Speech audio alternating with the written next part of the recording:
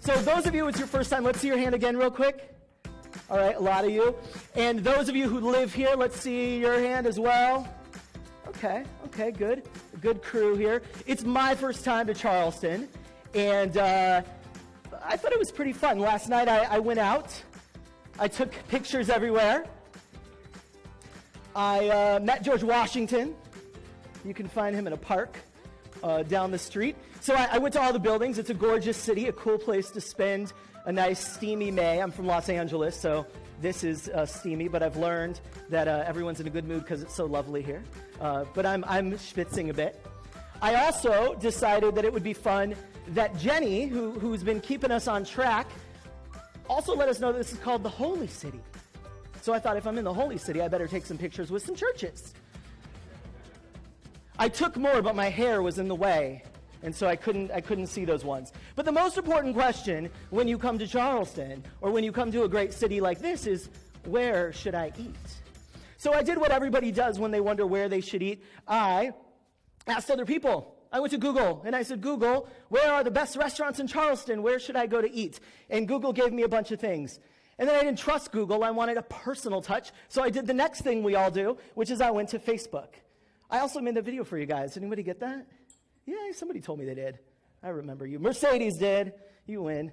So I asked a bunch of people on Facebook, and they told me ideas, and then they started sending me private ideas of like, that friend of yours is wrong. That's not the place to go. You've got to go to this place. And everybody felt very strongly about where I should eat in Charleston last night.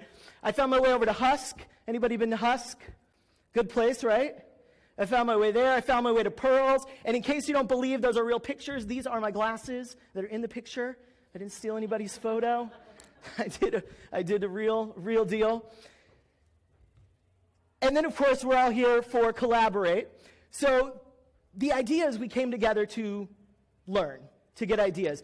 I saw my friends here from Salt Lake City making a list of who was going to go to this one, who's going to go there, how are we going to get the intel and bring it back together. That's a good way to divide and conquer, ladies. I like that, a mission. But we're here to think about something different, right? And just like I Googled when I wanted to figure out where I should eat and ask people on Facebook, we also come to events because we want to learn something. Because we say there's a lot of changes going on in the people space, and I need to keep up. We want inspiration. We want to learn how to avoid some of the perspiration. And we want to share ideas with our peers, and that's why we're here. So to Collaborate, and to Jenny specifically for getting us organized, let's give a little hand. Thank you very much. Maybe the only person in the room with bigger hair than me, I think, is Jenny. Jenny back there. So we're going to talk about Culture Kitchen. We're going to talk about what you can do to cook up a great brand. And like Kenny said, I've spent a lot of time in restaurants, so I think in recipes pretty much all the time. And I love recipes, because recipes make it easy to repeat something, right? You have a favorite dish from grandma, grandma passes down the recipe, and now you can get close to recreating the same thing. So I love recipes, and I always think in recipes. When you think about culture, when you think about where am I going to go to get information, you could do what I did when I wanted to know where to eat in Charleston, which the first thing I did was go to Google, right? And if you wanted to learn how to build a great company culture, you could read 78 million pages, nearly 79 million pages. That is a long weekend surfing session on the internet. It's going to be a long time. It's for me. Tell them I'm busy. Unless it's Oprah, then I'm free, always. So, company culture, you could do that. You could read that. That's a lot of stuff to read, a lot of information. I don't know how to get through it. I like visual, right? I like video, and I like to see people teach me things. So I also might go to YouTube. And on YouTube, I would see nearly 3 million hits, which, anybody watch Breaking Bad? Yeah, a couple of you watch Breaking Bad. Even a long binge-watching session of Breaking Bads can't compete with that. That's pretty serious stuff. So there's a lot of places, and nobody is shy to tell you the 5 habits, the 7 steps, the 9 hacks, the 11 essentials, the 13 top tips that you need to follow so that you don't fail. And yet there's all this information out there, and we keep searching and searching and searching. And that's not new, right? And it's also not specific to any sect of people. Trust me, we've made a lot of hair jokes this morning, but it takes me a lot of time in the morning. And if you could look up how to get your hair to stand up this tall and send me those 3 steps, it would make it a lot quicker for me to get to the airport each time. But we keep looking. We think if we do what they do, we can have what they have. We look up the big brands and we think, oh, I've heard about Shake Shack. That's a cool place to be. Or Apple, or Google, or Facebook. And then we all think, let's get a ping pong table and then everything will be great. We'll all have a great workplace. But that's not how it works. That's not how we get things done. And that's not new. One of my favorite stories about thinking we can have what they have if we just do what they do came all the way back from World War II. And in World War II, Japan and the United States were I got the directions right. Sometimes I struggle with, where were they? Japan and the United States were fighting a war in the Pacific, right? We entered that war after Pearl Harbor. And Japan was very, very thoughtful and said, we're going to put a bunch of islands. We're going to add bases to these islands. In Micronesia, Melanesia, South Pacific, we're going to put temporary operations so we could keep the U.S. from getting to the mainland. And the U.S., not to be outdone, said, we're the U.S., we're going to do it too. We want some islands. And so they put a bunch of temporary operations on these islands, and everybody was good. And what they didn't think about in either place was who was there before, who lived on these islands. And so up far, back in the trees, away from the ports where they were building and the places they were dropping, there were native islanders who had lived there forever and had never seen anything like this modern warfare going on. To them, there were these huge metal birds that dropped things from the sky, and inside of that was all this great stuff. Food you didn't have to chase, water you didn't have to source, this other drink that when you drank it, it made you a little bit goofy, right? I'm going to see some of you later upstairs doing that one. So they watched from afar because they were scared and they didn't know what it was. It'd be like right now if all of a sudden a huge alien ship ripped the roof off of here and then had all this cool stuff that we're like, what do we do with that? But then you watch the cool stuff and you think, well, they eat whatever they want, this alien people, and they all stay pretty fit. I would like a little bit of that. So we want what they have. So eventually the islanders came down and they made friends. They said, okay, we'll figure out how to make this work. And they started enjoying all of the things. The food you didn't have to chase, the water you didn't have to source, the clothes that kept you protected, and even a little bit of that fun drink. They got all of those things. And all they had to do was show the soldiers around the island and keep them safe, where they could hide things and where good spots were for all their infantry equipment. The war ended, which we know. And after the war, the harbors got taken away, the landing strips were broken up, the metal birds dropping things out of the sky with magic inside of it stopped coming around. But what the islanders thought was, oh, wait a second. They're gone. We don't have to share anything with them anymore. We can have all the stuff that they had. So they waited, and they watched, and they watched. They looked at the sea. No big metal whale was coming with anything. Nothing came from the sky. And so they got around and they said, okay, well, wait a second. What made that happen? Why did all of that stuff come? Why did the gods give them this gift? And then they thought the most logical thing, which is, oh, we have to do what they do. We just have to copy the rituals that they did, and then we'll have what they had. So they collected a bunch of the clothes, and they built these crude uniforms.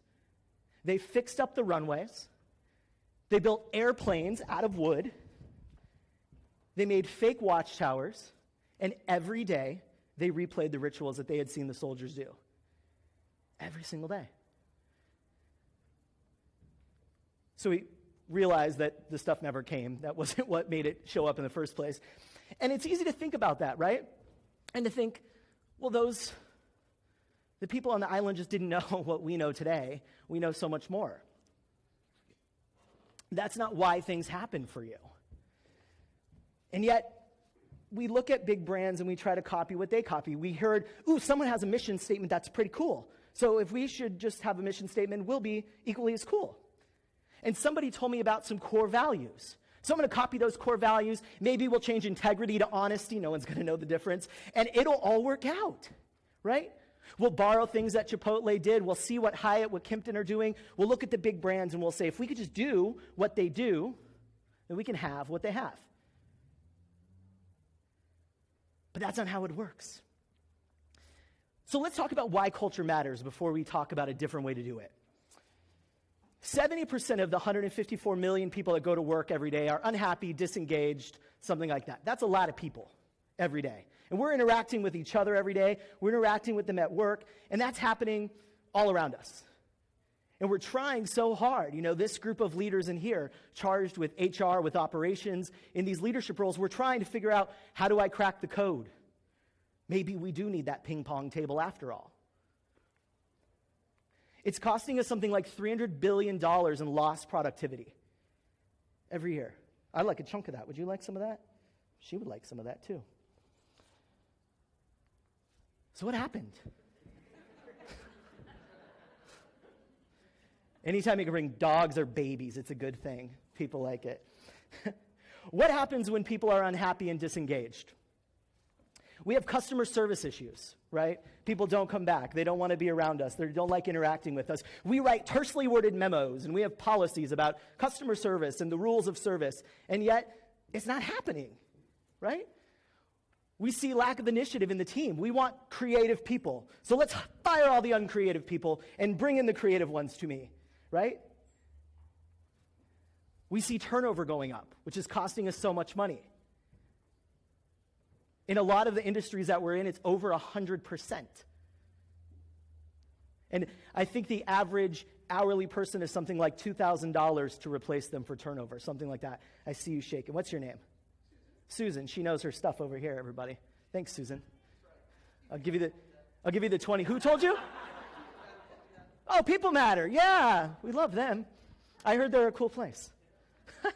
We see top-line revenue loss, right? Obviously, if customers aren't happy, they're not coming back, they're not visiting us, they're not thinking of us, they're not talking about us, we see top-line revenue go away. We see bottom-line revenue go away because we're losing a ton of people, so we're spending all this money, like Susan told us, retraining the same position over and over and over. And that doesn't even count the ping pong tables. They're expensive. We see our brand get weakened. We think of brand a lot. Anybody in marketing here? Anybody? No one's in marketing, so we'll make fun of them. So I have to watch the crowd sometimes. I never make fun of you, though, just so you know. Only them. We see the brands get weakened. We have logos, and we have fonts, and we have websites, and we do fun videos, and we do all of this, and it doesn't matter if when someone walks in, that's not what they get, right? We make it really hard to smile like you mean it. I borrowed this little face from you guys. We also have long-term success issues. So we've got those short-term issues, but long-term ones. Here's what investors say. This is from Stanford Associates, which polls investors all the time. 66% of people say they have knowledge of the dilution of the value of a company because of culture. It's a big number. We see that quite a few of them in the orange and the purple actually say culture is one of the big drivers in their investing decisions. That when they do their work to decide where to put their money, how your team feels about work and how they show up matters to them. If there's not a better plea to prove that people matter, I don't know what is. Culture matters. So what is culture, right? There's all kinds of ideas about what culture is and what it isn't, what you can see and what you can't. Sometimes we think it's things like the environment. It's the environment we're in, right? It's the space, it's how we feel, it's if there's good ergonomics around, if we can move quickly, those kinds of things. We think it's the behaviors, how the team acts, what we do, how we treat each other, all the things you could see and take a picture of. We think it's that. We think it's how we do things around here. That's one of the ones I hear a lot, is that it's how we do things around here. That's culture. It's all of those. It's also these two things, the values and attitudes. It's also the beliefs that we have as leaders and as team. And the things above the line are all the things you can see. You can see the environment. You can see the way people behave around here. What you can't see are the beliefs. What you can't see are the values and attitudes. And that's the thing that we have to figure out how to get serious about. Culture to me is like a dinner party. Have you ever been to a dinner party and you walk in and you think, this is not a dinner party I want to be at? These people are not. He's like, yes, I have. Jeff knows over here. He knows. That was like the most knowing nod I've seen in a while. So why is that? Maybe there were some behaviors you could see. Maybe there was, maybe there's a food you didn't like or something. But it's usually a feeling, right? Was it a feeling, Jeff? It was a feeling. Another knowing nod from Jeff.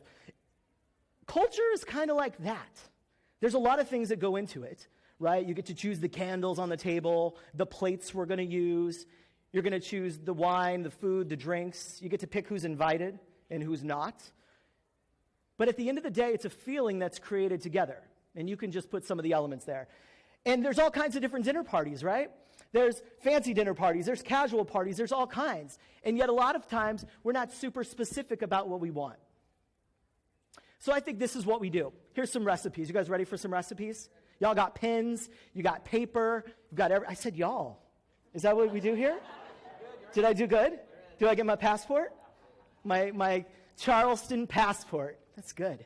So you've all got things. You could write them down. And then at the end, too, and I think you'll be able to get all the slides so you can go back and relish in the ones that mean something. Because you decided what you wanted to work on this year. And I don't know what that was. So you're going to grab what you need later. So does anyone know what this word means, this little saying? Susan knows everything. Yeah. Mise en place. So if you went down to the French Quarter over here in Charleston, and if you haven't, it's a pretty cool place. Mercedes and Kate, Lindsay, you should go. It's pretty cool. I was over there last night taking selfies for you. And it means put in place. It's a French culinary term. And it basically means before you start cooking, you get all your stuff together, right? So if culture is a dinner party and you're the one putting it together, mise en place basically means you get your things in place, put in place. Thank you, Susan. I'm going to get your number later, and I'll text you when I have questions. I love her. I've known her for many years. No, I haven't. So you got to have all your stuff together. You got to have your things organized and put together. That was like the most organized kitchen I've ever been in. It was in Seattle, Washington. And anyone from Seattle? Yes, you're the only one. Is the only one? Welcome from Seattle, representing. No, okay, later. Yeah. Okay. We'll say, I don't know what that meant either. She's befuddled. All right. When I first met my spouse, who is a chef, I'm very competitive. And I had worked in the restaurant industry since I was 15, but never really in the kitchen except at Pizza Hut. So I'd never done a lot of knife skill things. I met you earlier from Pizza Hut. You drove very far to be here. I can't remember your name. Dorothy, yes. Yes, you came very far, like the Wizard of Oz, I remember now. So I wanted to be able to cook that same way. I wanted to have that all together. And so what did I do? I didn't Google it because that was a long time ago before Google. So I got a cookbook, and I slowly worked my way through it. And there's two things when we think about culture, when we think about brands, when we think about building something. There's really two places where you need to focus on mise en place, putting things in their place. The first is how you manage yourself, and the second is how you serve the team. Today we're going to talk about how to serve the team in specifics, but I encourage you to also ask yourself how you're doing with self-management, with your energy, and how you show up every day, what you bring with you. When you go to a meeting, how are you showing up? So today we're going to talk about how to serve the team. When I was 21, I worked at Potbelly Sandwich Shop, and it was back when they only had 7 locations, but they had a whole pot full of money that I don't know if they got it from the Emerald City, Dorothy, I'm not sure, but they had a whole pot of money and they were getting to grow really, really big. And so I joined at the right time. I went to work. I didn't know how to be anything but like bubbly, so I just went to work. I had no idea what I was doing as a manager. And so I kept getting promoted, and I thought, this is really awesome. I was like an assistant manager. I got promoted to the next level. I got promoted to the next level, and I just kept going. And no one really ever stopped to say, hey, let me teach you how to do this thing that you're trying to do. So one day, I had been there about 3 years, and I was in charge of the new store opening team. So I was traveling around opening restaurants with them all over the country. And we had this traveling group of hourly trainers with us. And there was one woman in specific who had worked with us for about 6 months on the road. So this is someone that I'm like dining in foreign cities like Dallas and Ann Arbor, Michigan, places I had never been. As like a little dishwasher from the middle of Arizona. I had never been to these places. And so I was traveling all over with these people. We're staying in hotels and we're dining at exotic places like Cafe Rio. That was one spot. So 6 months in, I remember I sat down with her because I saw her doing this training that was really cool. And she was a farm girl from Wisconsin. So she'd always lived in Wisconsin. She grew up on a dairy farm, homeschooled and everything. But when she would teach people, when she would train people, Susan, she had this way that was just so quirky and real. She talked about when you take the sandwich out of the oven, you fold it over and give a little smack like a baby pig, right? So it was like, what is she talking about? But everybody remembered it. You would go back 6 months later and people would be like, when the bread comes out, you smack it on the bottom like a baby pig. And it was like, where did that come? Nobody knew where it came from. But everyone in the company was talking about this thing. And so I remember I thought, I should tell her 6 months in. I should tell her that that's really cool, that I like that her little quirky way of teaching things makes people remember it. So I sat down with her. We were in Michigan, actually. I remember this. We were in the Ren Center where GM had their big office in Detroit. And I sat down with her and I said, hey, I just wanted to tell you I love the way you teach. I love this very specific thing you do. I was back in another city and I heard them talking about the baby pig thing. And I heard the way you taught about cutting the cheese on the slicer. All of those things people remember and love. And she was like, oh, thanks. And something was wrong. And I said, well, what's wrong? What's going on? And she started to cry. And I thought, great. I try to do something nice and I make her cry. And it was like one of those ugly cries. Like it wasn't like a, oh, I'm touched cry. It was like a down in the depths of the soul kind of cry. So I thought, well, what's going on? What happened? And she said to me this. And I still remember this. This is 13 years ago. She said, I was going to tell you tomorrow, which was the last day of the opening, that I didn't want to be on the training team anymore. And I said, why? Because she loved traveling as much as I did, because while I was from Arizona in the middle of nowhere, she was from Wisconsin in the middle of nowhere. So we got to see the world, right? And she said to me, I didn't think I was very good. And I didn't know what to say, but I remember looking at her and thinking, I think you're the best person of all 8 trainers. And I remember that moment thinking, this is my fault. And it was. I hadn't taken time to figure out what she needed from me. See, I had gotten promoted over and over and over. For what I didn't know, I just showed up and I was like myself as much as I could be, and it kept working. So I just kept working it. If you got a thing, work it. So I realized in that moment that my job was not about being the star. It wasn't about having the answers. It wasn't about teaching the answers. It was about how I served everybody else on the team. It was about asking what they needed from me and how I hadn't done that for this person. She now owns her own chocolate shop, by the way, in Chicago, and is doing really well. So it worked out for her. So the recipe for service leadership. I told you in the beginning I like recipes because you can write them down and repeat them. You don't have to write this down. We'll make it easy for you to get later. Or you could write it down. If you like to write, feel free. But the recipe for service leadership, this is just a little reminder so we know what to repeat and what not to repeat. The first thing that we have to do is focus on how to, my little timer stopped working, so how to be able to inspire people, how to give direction to them. What's a vision that they know where we're headed? The next thing is about being able to give great service to the team. About asking the things that you require of them to do for other people, how are you doing that for them? If you have a recipe or the steps of service, what are you doing in regards to giving that to them as well? Managing to the values. We often think of managing ethically as like following the rules of law, or as the HR department, the rules that you tell people they should follow. But managing to the values you say are important in the beginning is the number one thing we have to look for. Being a really good coach. Focusing on how can you help other people do great work versus telling them just what needs to get done. Helping others succeed on their terms. How often do we stop? This is one of the things that was amazing to me when I talked to her, and I said, well, what do you actually want to do? And it was the first time I ever asked her that. And you think about it, how often do we in our groups, in our teams, do we sit and talk to the other people to say, what do you really want? What are you looking to do? When you're working with the team to help recruit people, how do you help the managers figure out where this person wants their career to go and then help them get that thing? And the last thing is creating appreciation all around you.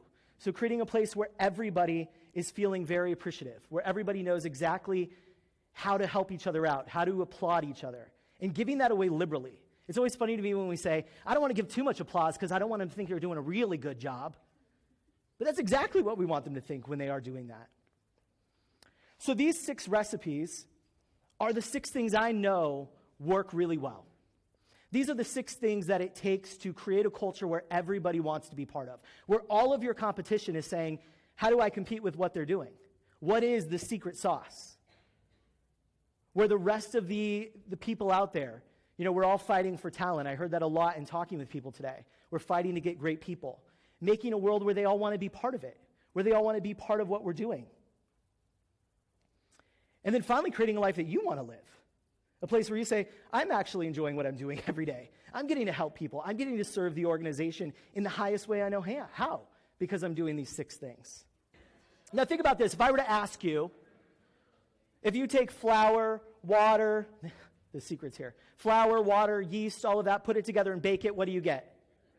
Bread. Yeah. If you take all that stuff together and steam it, what do you get? Bao. Did you say bao? Pork bun. That works. No, it's good. It's called a bao, right? If you take those same things and put them together, you get a dumpling. It's not about the stuff you put in, right?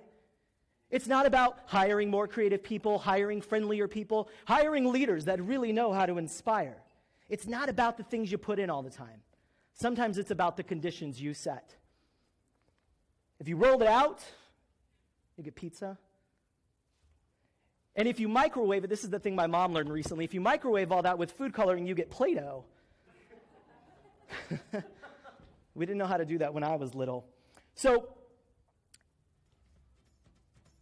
the story here is when you go back, when you think about the next 3 days, you all have the agenda. My friends from Salt Lake, we're looking at it, we're dividing it up. When you look at it, maybe when you get back to your room, no matter how many mint juleps you've had tonight, you look at it and you say, what is my intention for being here this week?